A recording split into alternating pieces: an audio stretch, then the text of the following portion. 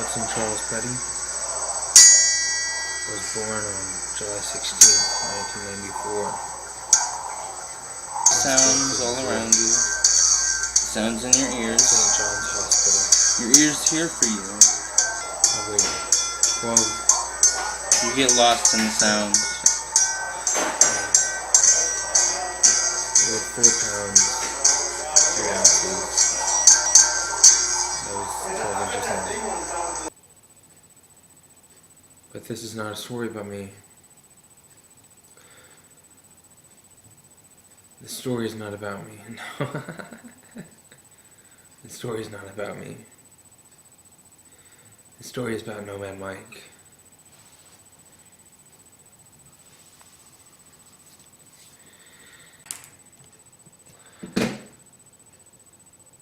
Nomad Mike was born when he was 2. He was born inside of a Rubik's Cube.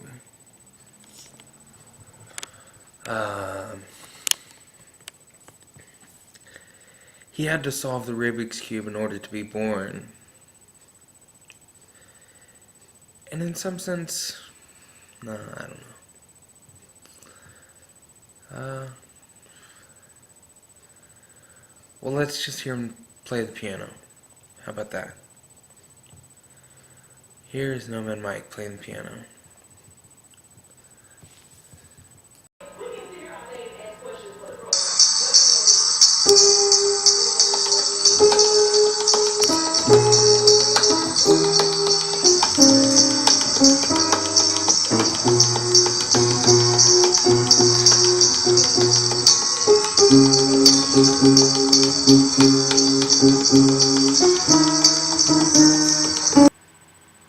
She was an angel with God. Then she rebelled in heaven and got kicked out and damned and cursed and sent to hell.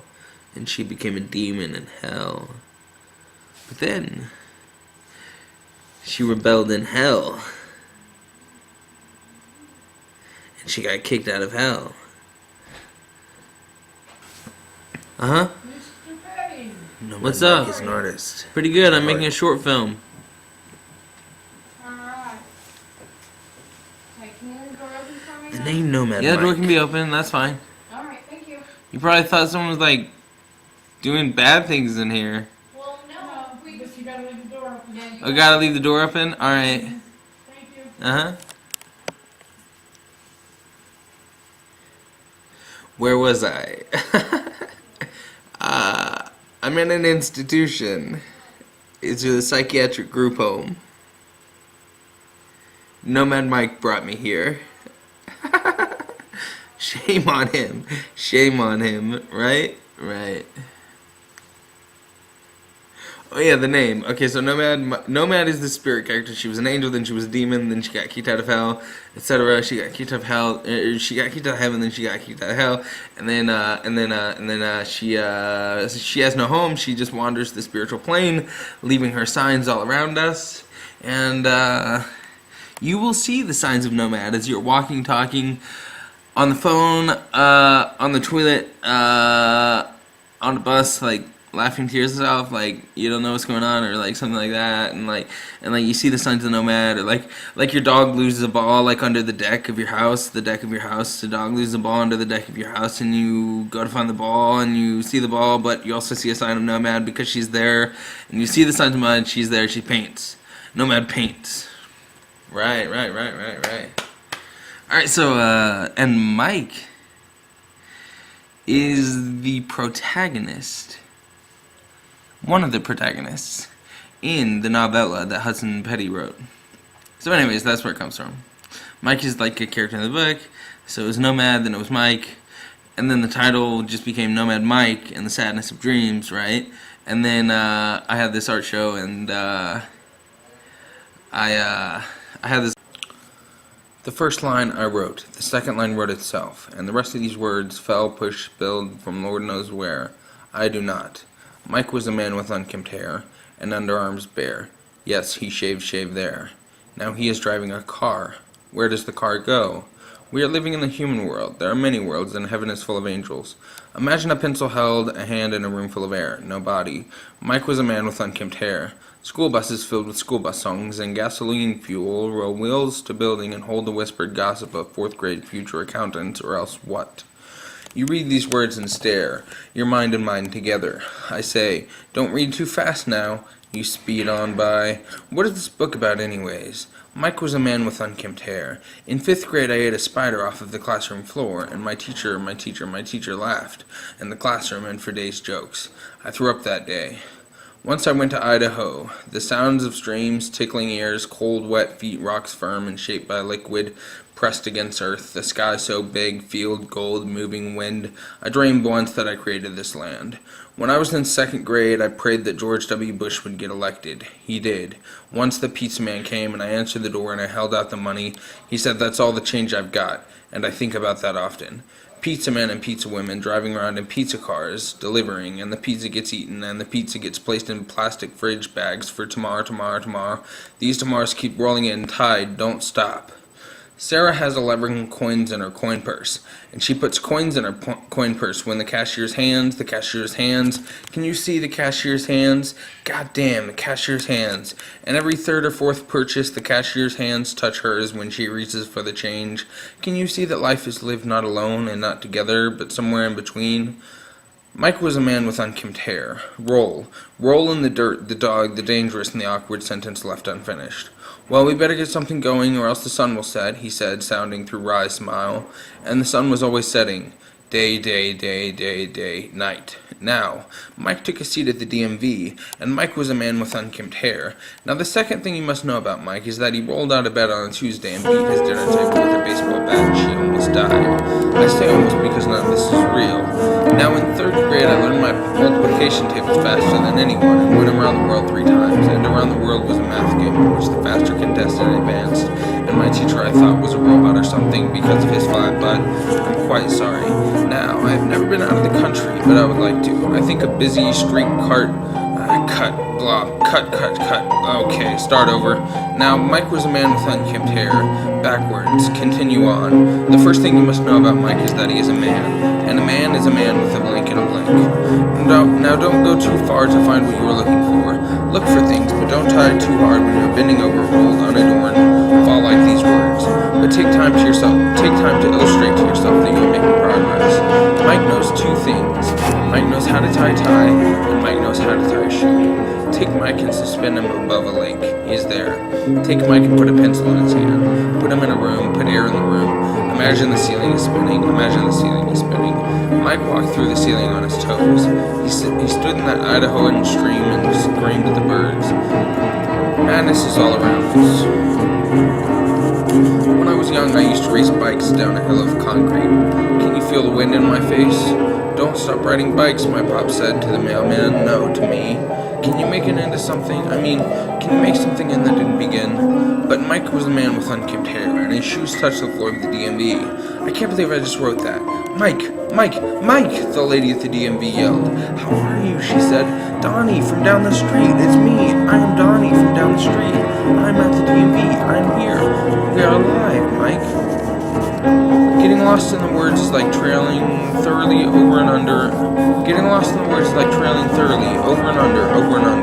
I played tennis on a day that I didn't eat lunch. In the room of lunch, the lunchroom, the school bus, Mike's spiders. I played tennis when I didn't eat lunch, and I told the tennis coach I was hungry. I really did. I looked up at the sun, and the sun was the tennis ball, and I was God, and I dreamed I created this land. I'm just telling you the basics. I'm just telling you the facts. I said, officer, I did not start that fire. I said, God damn it, these crayons are all broken in this fucking basket. I listened to the radio in my car. Okay, enough. This is shit. Hold the phone. Sarah, Mike. When I was 3, my brother left for kindergarten, and I was sad. I was really sad. When you're young, and the giants, man, you don't know how time works. You're like, Mom, how long is 20 minutes? Because you're just you. And you was an eternal increment of yellow, blue, red, colors and broken crayons, water, pool, backyard, sun, green grass. You was you. And time? Well, time is a thing of the past. Or the future. Yeah. Time is a thing of the future. Alright, here we go.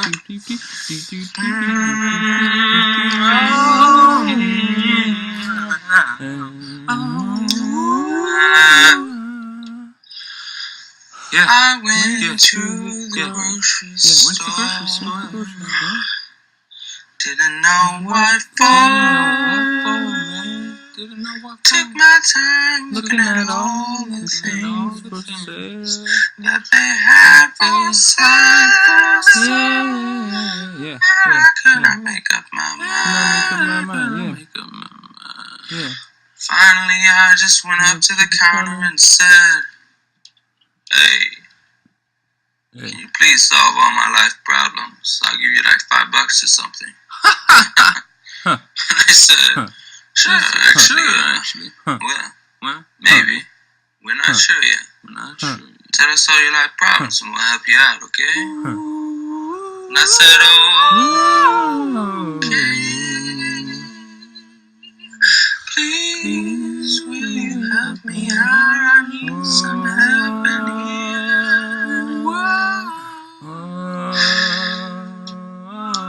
And they didn't solve all my life problems that day, but they did point me to they did recommend the best 2% milk that I could buy. I had never tried it before, and ended up getting it, so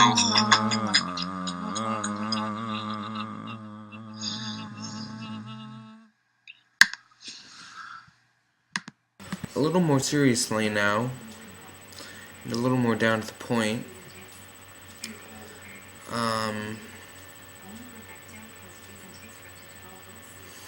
I, Hudson Petty, am an artist and a musician who makes art and music under the name Nomad Mike.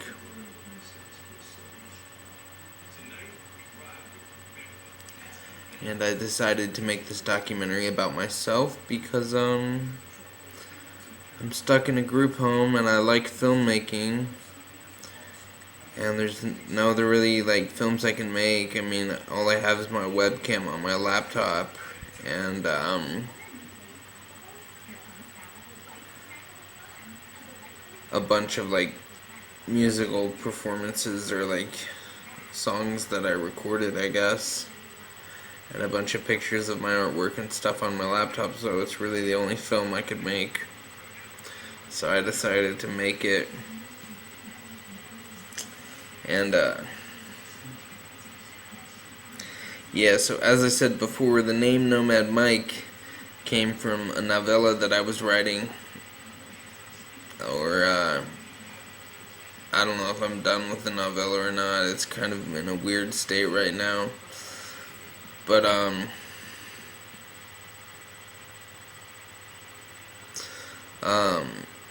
so Nomad and Mike were two separate characters in the book, and then the title was Nomad Mike and the Sadness of Dreams.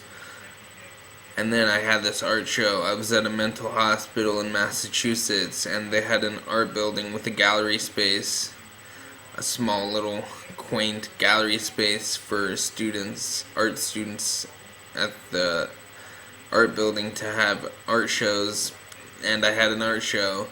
And I was really into my novella at this point. I was really proud of it and stuff, so I wanted to name the art show Nomad Mike and the Sadness of Dreams. And then furthermore, I wanted to make the art show about this character, Nomad Mike. So that's the art show that I had at the art building in Massachusetts, the mental hospital in Massachusetts, was the first time that Nomad Mike became one character instead of two separate characters. And I'm probably gonna edit in some pictures of that art show, so you get an idea of what I'm talking about. But I had paintings and stuff, and I had little cards hanging down from strings, with this little story about Nomad Mike. Not really like it was kind of an abstract story or something. Or I don't know if abstract is the right word, but it was like not linear, you know. It just told little snippets about Nomad Mike and stuff like that. And then the last card said, Nomad Mike wishes you a pleasant existence. And that art show was a fantastic time. It was a great experience. A lot of faculty from the mental hospital showed up to the art show, and a lot of fellow art students who worked in the art building showed up to the art show. And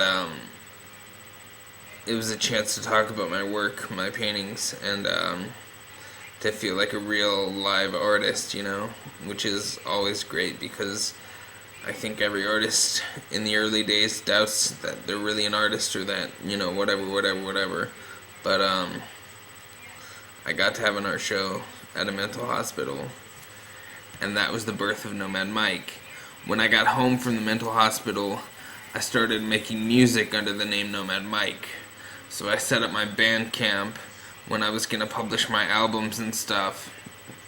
I set up my name on Bandcamp as Nomad Mike, and that was a further development of the Nomad Mike franchise.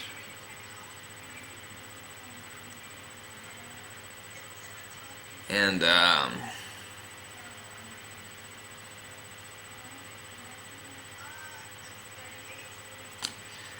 here recently I thought that Nomad Mike was dead, but I guess making this short film about him kind of revitalizes him in a way. For a few days I was signing my artwork Sudsy, which is my newest nickname around the facility and with some friends back at home. Sudsy, and I was signing my art Sudsy because I wanted the new identity. And during that phase I was saying that Nomad Mike was dead, but then he was reborn. I can't remember what rebirthed Nomad Mike, but so yeah, that's a little more of the actual backstory and actual explanation of the artistic story or whatever, you know what I mean, behind the pseudonym Nomad Mike. So there you go.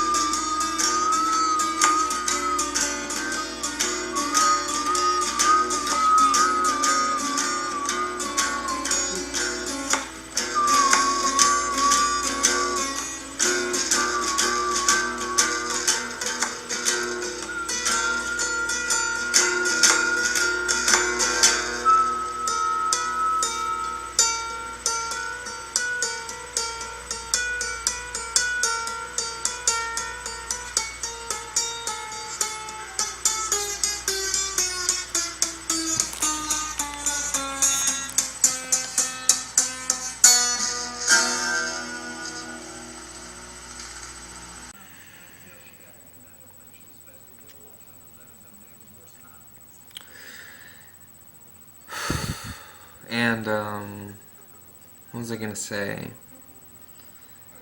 I was planning to say something like right before I pressed the record button, but then I forgot right as I pressed the button.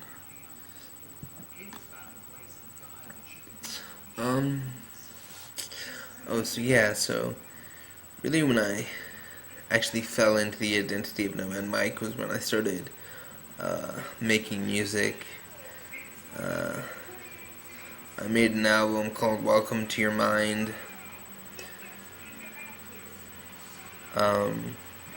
Actually, no, it was before that. It was, yeah, but it was with the music. It was with the music.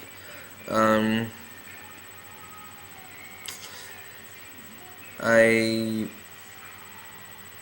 filmed myself performing some songs that I had written on guitar. I also started taking guitar lessons at the mental hospital. The mental hospital there was very into like creative stuff, and they had guitar lessons in like an art building and everything. It was really cool. So I took guitar lessons, and immediately on the first day that I went to the guitar instructor, whatever, he's like, well, so what do you want to do on guitar? I was like, well, I want to write songs. So we just started writing songs like right off the bat. And I wrote I think 3 songs while I was there at the mental hospital. And I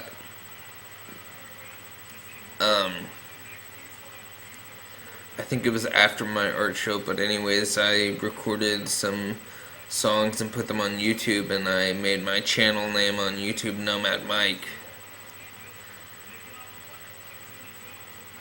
And I think maybe even towards the end of the my work in the art building at the mental hospital, I began signing my work in M for Nomad Mike. And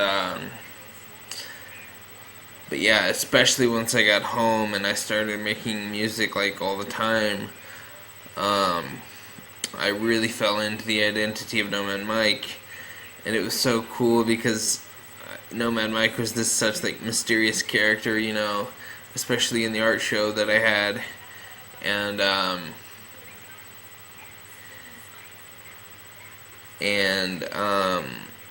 he was like this. He was born when he was 2, man. He was born when he was 2. This is so cool. I want to be Nomad Mike, you know? That's what I thought after the art show. After I created that little art show and made this little world for Nomad Mike, you know? I was like, I want to live in that world, you know? I want to be Nomad Mike, and I want to live in that world, that little artistic world that I created during that art show about this Nomad Mike character. I wanted to live in that world, man. I've said that a few times now, but it's true. I really wanted to live in that world.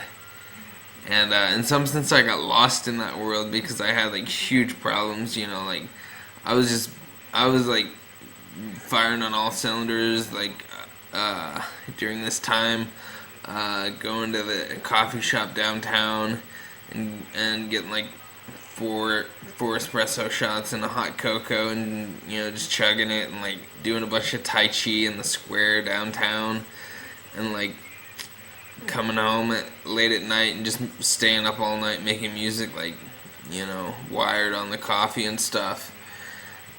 And I was making music and stuff, and then I tried to work a little bit, but that was too much, and you know, and during this period while I was making music and stuff like that, I was going to the psych ward like once a month, just for different problems that would come up, different reasons each time, which I really don't want to get into in this documentary because it's not important for this documentary.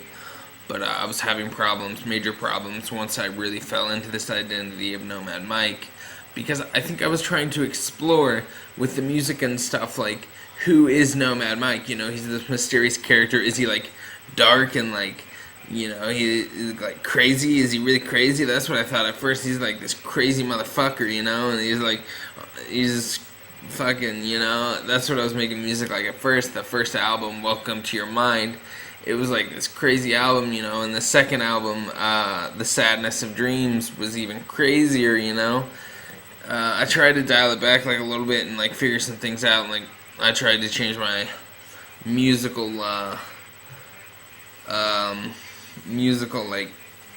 production, whatever tendencies, away from like the psychotic stuff. But yeah, so it's Nomad Mike is an evolving character within my work, and his world is very tumultuous, and Nomad Mike can be quite unpredictable, and it's pretty cool. So yeah. And I think really the Nomad Mike venture became an exploration in a mode of escape for me. Creating this alternate personality and this alternate world to live in, and stuff like that. And I was painting a lot when I got home from the mental hospital. Let's see. I might have some pictures on my laptop. I'm not sure. I haven't checked. Of some stuff that I did in the period pre-group home, post-mental hospital. Some paintings that I did under the name Nomad Mike. And so I might be able to show you those. But I was painting a lot, and that was really transformative for the identity of Nomad Mike. And yeah, so what else should I say?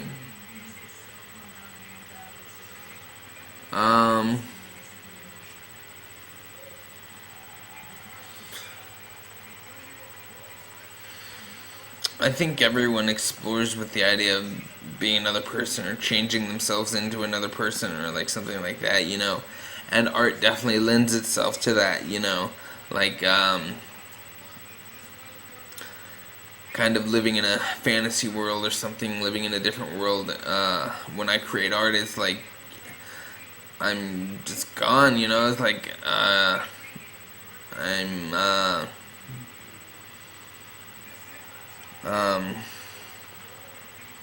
when I create art, even before the birth of this character Nomad Mike, it felt as if I was living a different life when I was creating art. When I first started creating art, I was living in a very depressive environment, like addicted to drugs and shit like that, and but as I began to create art, it felt like I was just like escaping all of that. And there was a sign above the art building of the mental hospital that said, "No one has ever painted or written or whatever except to no one has ever like painted except to escape hell." And there was like more stuff, but I can't remember, like painted or sculpted or written or whatever. There was like more things, more artistic disciplines listed in there, but like for me it meant no one has ever painted except to escape hell. And that's definitely been true for me, and I have definitely found an escape from hell through art and painting and music and filmmaking and whatever. So yeah. And I guess this documentary is pretty much over. My final words of wisdom would be that if you enjoyed if you enjoyed a glimpse into the world of Nomad Mike, if you thought that Nomad Mike was interesting or that music or the art or whatever sounded or looked cool, I would encourage you to create your own world with your own art. You don't have to obviously create an alternate personality, but you know what I mean. You can kind of create whatever you want. It's creativity. That's what it means. You create something, a world, a place to live, a space in which you can explore whatever you want. A space in which you can explore your anger, your fear, your frustration, whatever's going on in your day. You can bring it to the table and put a piece of paper down and grab a pencil, and you can just fucking let it out, whatever. So that would be my encouragement to you through this documentary, and that's really, I guess, the point of the whole documentary, is that art is really cool, and music is really cool, and writing is really cool, poetry and novels and whatever. Creativity is really cool. And that's, I guess, really the whole point of this documentary, besides me, like, buying myself, or, like, buying myself some time, or, like, that's not what I mean, what do I mean? I mean, burning some time. Yeah, that's the actual point of this documentary, is for me to burn some time here at the group home and like satisfy my uh, boredom or whatever, But that the secondary point of this documentary is that art is really cool, and if you haven't explored very much in the world of art, it's waiting for you, and it's wide open possibilities. Thank you, thank you, thank you. Namaste. Thank you for allowing me to take up so much space, so much narcissistic space. I think this documentary is going to be like 25 to 30 minutes long, so that's a long time to take up space in your world. Thank you for that time and attention and everything like that. Blessings upon your artwork, blessings upon your creative endeavors. Amen. Namaste. Thank you.